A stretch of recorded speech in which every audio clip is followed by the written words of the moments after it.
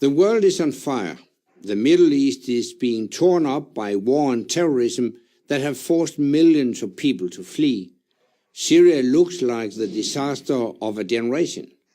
Iran seeks to dominate the region and openly declares its intention to wipe a sovereign nation off the map, while in Eastern Europe, a resurgent Russia has seized Ukrainian territory by force of arms. China is flexing its muscles against its neighbors around the South China Sea.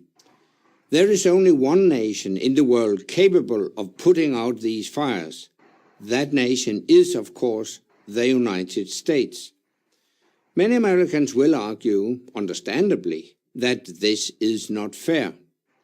It may not be fair, but it is a fact.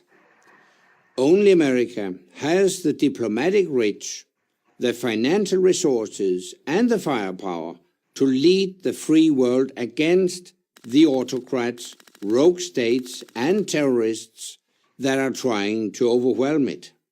As the Prime Minister of Denmark from 2001 to 2009, and the Secretary General of NATO from 2009 to 2014, I know how important American leadership is. I've seen firsthand what happens when America tries to lead from behind instead of leading from the front. A case in point, Russia illegally annexed Crimea in March 2014, the first gunpoint land grab in Europe since the end of World War II. US Secretary of State John Kerry called it an unbelievable act of aggression. He went on, "You just don't, in the 21st century, behave in 19th century fashion by invading another country on a completely trumped up pretext."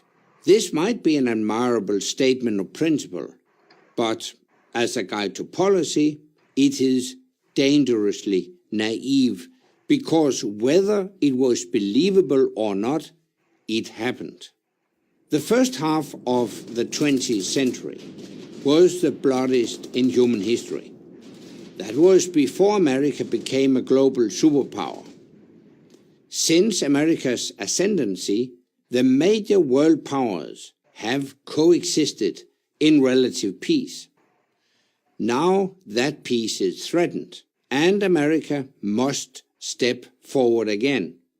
Simply put, no one else can do it. Europe is too weak and divided to lead the world. The free nations have an essential role to play, and they must shoulder their full share at the cost. But only America has the credibility to lead. This is not just about money or manpower. It's also about morality. Only America has the moral greatness to lead the free world, not for the sake of power, but for the sake of peace.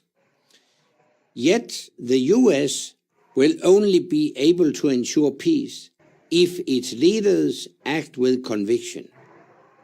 If the world even thinks that America lacks the will to use force or enforce its red lines, it leaves a vacuum that will be filled by corrupt autocrats, rogue states, and murderous terrorists. As tempting as retreat might be, it won't make America and the other freedom-loving countries safer or more prosperous. History shows us the bad guys don't stay in their own neighborhoods. We only need to look at Pearl Harbor or 9/11 to be reminded that the safety of Americans is deeply connected to the rest of the world.